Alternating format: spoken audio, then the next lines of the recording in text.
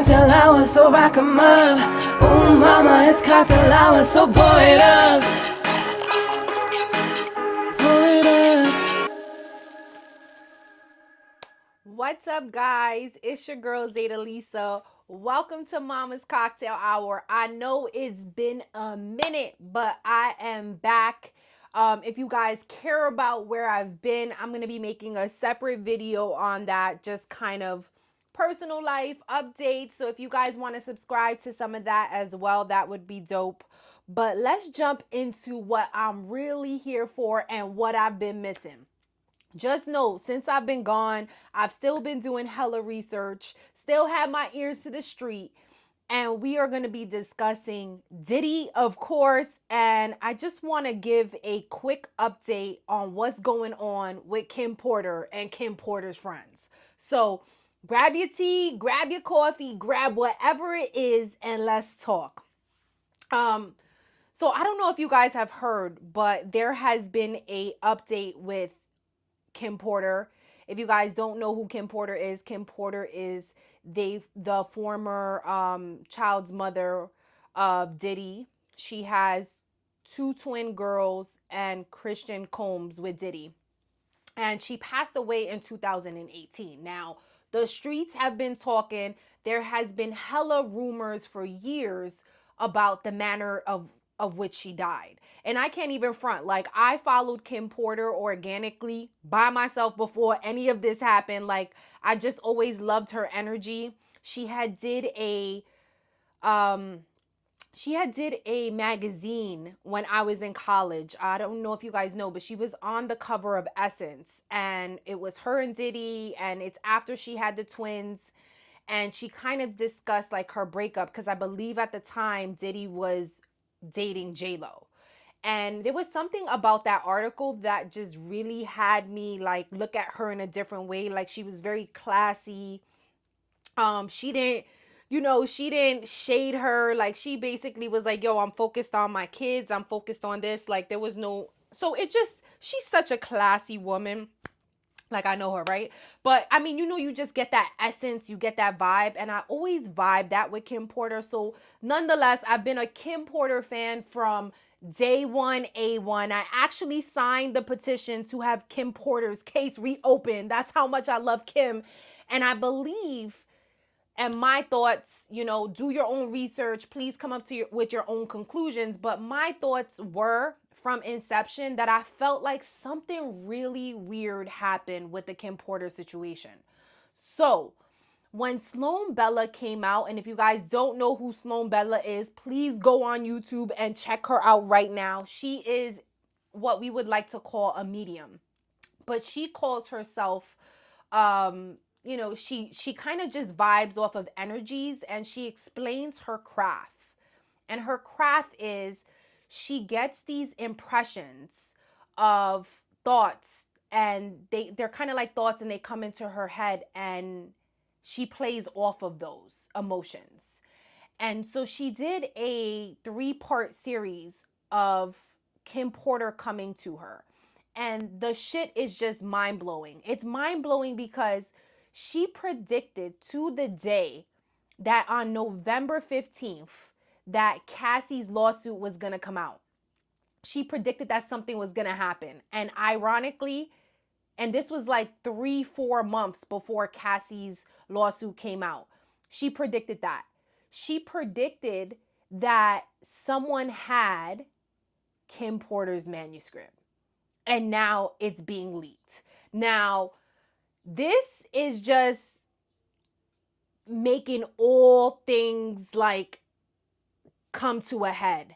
And I still can't believe myself that we are where we are, and that Sloan Bella predicted all of this shit. So shout out to Sloan Bella for keeping it real, for speaking her truth, and doing what she does best, because she has really blew the lid off of everything Kim Porter.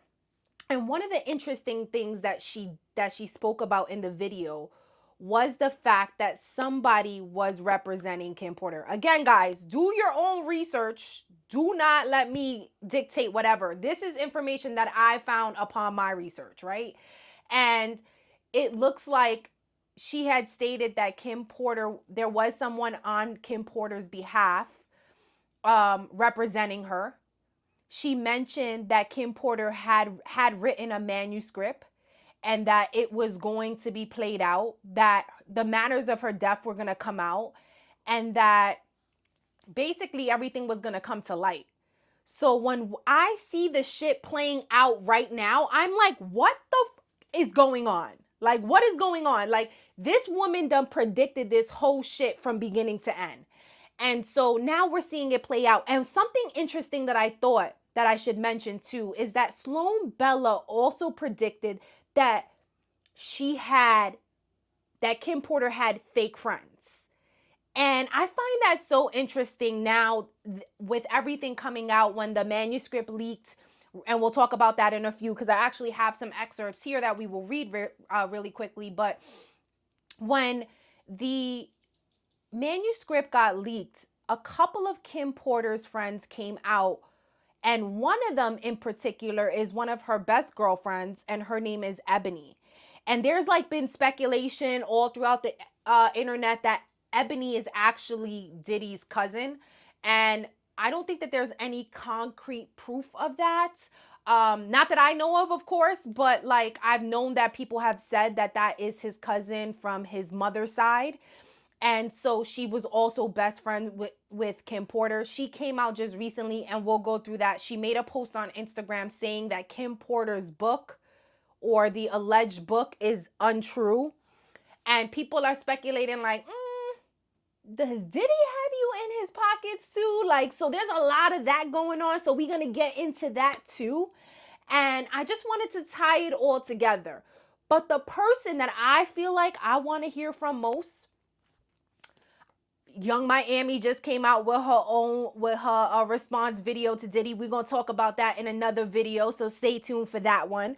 But today we're going to really focus on Kim Porter and her fake friends, and something that Sloan Bella predicted in her friend circle. Okay, so that's what's going to be going on in the video. That's my 7-minute recap, but let's jump into the beginning. All right, so like I said, Sloan Bella had predicted all of this. It looks like Kim Porter has a couple of great friends, right? We know Kimora Lee Simmons. We knew Ebony. I've seen Ebony throughout her Instagram. There's also her friend. She's a white girl. She owns a business. She came out and did a podcast that she too believed that Kim was not writing a book. She felt like Kim was loyal to the bone. These are her words, not mine. She felt like Kim was loyal to the bone and that she would never be writing a book. Okay. So to be fair, and you know, Diddy remains innocent, and he's still fighting for his life up in these streets. So to remain fair, they are both saying that they feel like this book is like null and void. Like they feel like it's fake. Like she came out on her Instagram page and said it's fake. We'll get into that. But let's talk about really quickly some of the specifics of the manuscript. So this came out on Radar Online. You guys can easily find it. It's easily Googleable. And I just want to come out and just talk about some of the excerpts that I found interesting. Because there were some ways that I felt like it was written that would make me think that Kim Porter would talk that way. I don't know her. I don't. So I can understand y'all be like, what? Y'all, you know her. But I don't know. I just feel like when you see the type of person she is and the way she carries herself, like you can really read some of these excerpts and see that this could potentially be her. Now, there is another bit of evidence that has come out on social media, and I'm going to see if I can find this video so I can actually link it right here. We decided to do the book because for a couple of reasons. Cheryl's an amazing photographer, and she has this amazing, never seen before collection of photos that stem from the last 15 years. And for me, personally, I wanted to get involved because I'm not a part of hip hop directly. I'm not a rapper, obviously, or anything like that. But I've been in the business and been around the business. So to kind of see what these guys have done and how they've taken, you know, rap past, you know, music. It's become a phenomenon. It's a culture. It's a, you know, so it's just, for me, I wanted to present something beautiful and package it, and almost like an ode to them, to what they've done. That this could have been something that she would not have shared with anybody. I don't think that if you're writing about the biggest man in hip hop, this is my opinion, we've seen that there has been many women in the hip hop community who has tried to come out against Diddy, tried to like write a book against him, try to do whatever, and allegedly showed up dead. So I don't think that this would be something that she would be sharing with someone. I don't know. I just get that vibe. Like, you know, how can I explain this with your friends, right? Once you realize and you've lived life a little bit, you'll understand that you have friends in different phases of your life. And you also have friends that you may be able to tell everything. And then there's some friends that you don't tell everything. And you know you can be super vulnerable with this friend, and you know that you can't be super vulnerable with that friend. Like, if that makes sense, like, right? You know who you can share something with. So if, let's just say, ironically, right, Ebony was her best friend, but was also cousins with Diddy, I would not be telling her about a potential book that I was writing against her cousin, because then I would think like, yo, blood is thicker than water. You're going to eventually tell him regardless of our relationship. So the fact that her friends are coming out and saying absolutely, she would absolutely never write a book, like, that could have been a side of your friend that you've never seen or she's never shared with you. This whole situation playing out is probably most detrimental to her friends, because imagine being a friend to a person and you never know that they were getting like physically abused, like, or you know, controlled, and never knowing that aspect. Like, I know I would feel hella guilty, and I would believe anything, because at that point it's like, if she never shared with you that none of these things were happening, then that has to say a lot about you. It has to say a lot that she didn't really trust you with some of the very private things in her life. And sometimes that happens. So my opinion is, the fact that the friends don't know is not a red flag for me. What I find interesting is that Kimora Lee Simmons has not said yay or nay. And she is one of Kim Porter's very close friends. So it will be interesting to see how this pans out. But let me quickly read for you some of Kim Porter's manuscript. Okay.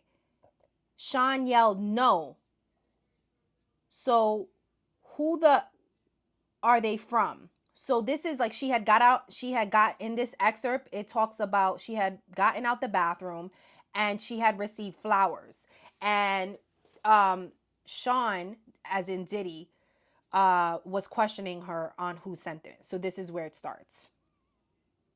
"I was bewildered and told him honestly, I don't know, probably just a fan. He threw the attached card at me. I picked it up to read it. Sean, he slapped me so hard I hit the ground. Sean yelled, who the were you with the other night? I looked down at the card that was lying on the ground next to me, and it read, the other night was amazing. We must do it again. I tried to explain to Sean. He threw the flowers at me. That's how this works. You have my child. You don't touch anyone unless I allow it." So that is like a very short excerpt of the book. There is a couple of more where it goes into, she got hit with a chair, and after getting hit with a chair, she woke up in what was a private hospital room. And the first person she saw was Diddy, which was the first person who she said, was the one who put her there. So it is a very cryptic, scary like book. And some of the things that made me feel like it will be her is the chair thing. I find is very interesting. There has been lots of stories of Diddy in the past that you can find on Google where it talks about him throwing chairs.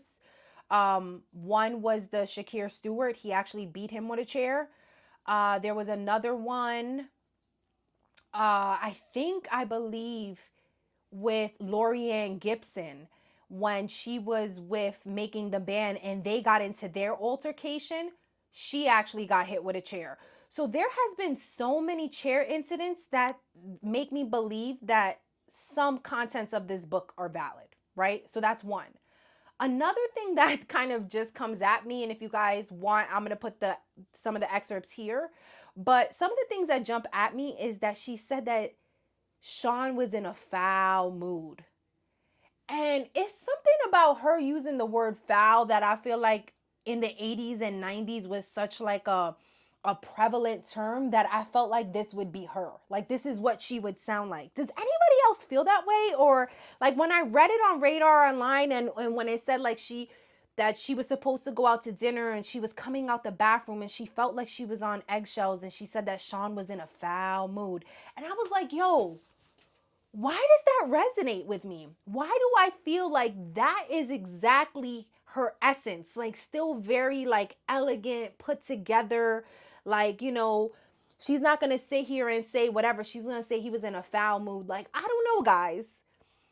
I read this excerpt, I'll be completely honest, and I felt like this had validity. And not to mention, Sloan Bella let us know that someone had this manuscript and the person was a white male. That's what she said.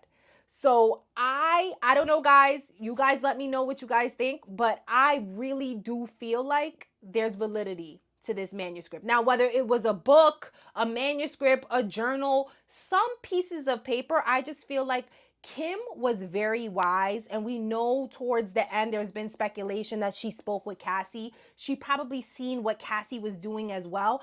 I feel like as a woman, she would be writing this down. She would be keeping this somewhere, especially if she knew that, God forbid, something could happen to her, right?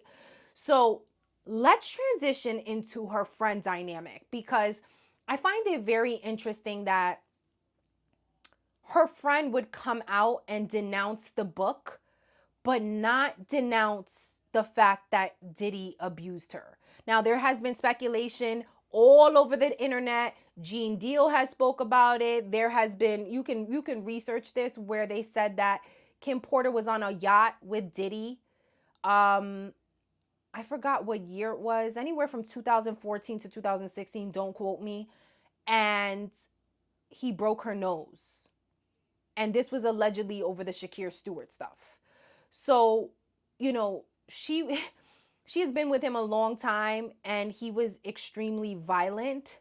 So I find it very hard that her friends would not have known that. So I find it very telling to me because I'm a friend and I know that if I knew something happened to my friend, I would be out there yelling and screaming from the rooftops what happened. And so shout out to all the people who have come out and spoken their truth despite like all of the drama. But there are some, I'm really questioning a lot of her friends and why they haven't come out, because this has been the biggest topic that has come out just recently. And to think that we haven't had a comment from Kimora Lee Simmons. Granted, I understand that she herself went through something very sketchy with her house burning down and her not knowing who was behind it. So maybe that's the reason. Let's give her the benefit of the doubt and say maybe that's the reason why she hasn't came out and said shit, because she knows the block is hot. I can respect that, right? As a mom, you want to make sure your kids and your family are good, but like something should be happening. Like it's obvious that the manner in which your friend died was suspect. And the fact that Ebony came out, and I'll just read to you really quickly what she said.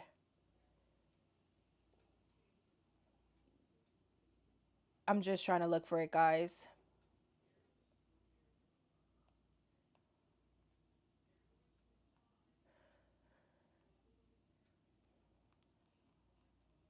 Her name is Ebony. I'm trying to look for her last name. But nonetheless, again, it looks like the manuscript came out, and she said, she called it a blatant lie. She said, I'm going to say this as loud as I can. Kim Porter never drafted nor wrote a book, memoir, or manuscript. Quick lesson: allegedly means when something is said to be true but has not been proven. She continued, credible journalists use this word every day to maintain their integrity and value while reporting news. However, people will go to great lengths to achieve fame and notoriety, most times to their detriment of others. Ebony Electra went on to label the reports as blatant lie and urge people not to believe the lies when people say I have the manuscript, adding as a caption, there is no book. There never was. Several people continue to speak about and spread blatant lies regarding the mystery manuscript as if it were true. People, it's not. Kim would never do such a thing, and that's the honest truth. So she basically came out, and again, her name is Ebony Electra. She came out and was like, no, absolutely, this is not true. But what I find is interesting, right, is like, so you're going to come out and say that it's not true, but are you going to sit there and denounce the fact that she was possibly physically and mentally abused? You didn't make mention of that. You didn't make mention of like, Liz, she probably went through a whole bunch of things. I'm so sorry she went through this. But, you know, I don't know. Like, I just find it real suspect that you're just saying there's no book. Like, it's almost like there was like an underhanded agreement to be like, yo, get on the jack. Like, yo, I need you to say that there's no book. Like, people are going to look at you because you're her best friend. Like, I don't know, guys. It's giving those vibes. It's given like, yo, this is like a movie. It's playing out. Like, there was an underhanded phone call made, and or she was pressured into saying something like that. Because, okay, so you're just going to address the book and you're not going to address the fact that they were saying that she was being abused by him? Like, guys, let me know where that makes sense, because it does not. But nonetheless, guys, there is going to be more video content coming out. We are on Diddy watch, hoping and praying that something comes up and the feds come up with some type of charges. There has been speculation that there was going to be something started before, Labor Day weekend. So we're only a couple of weeks out from there. I know a big part of me feels like the reason why they're taking so long is because they opened Pandora's box and the shit just kept overflowing. Like, that's my opinion. You guys let me know what you guys think in the comments. Thank you for watching. Subscribe if you haven't. Hit the notification buttons. Leave me a comment and let me know of everything that you thought. Love you guys. See you soon. Pull it up.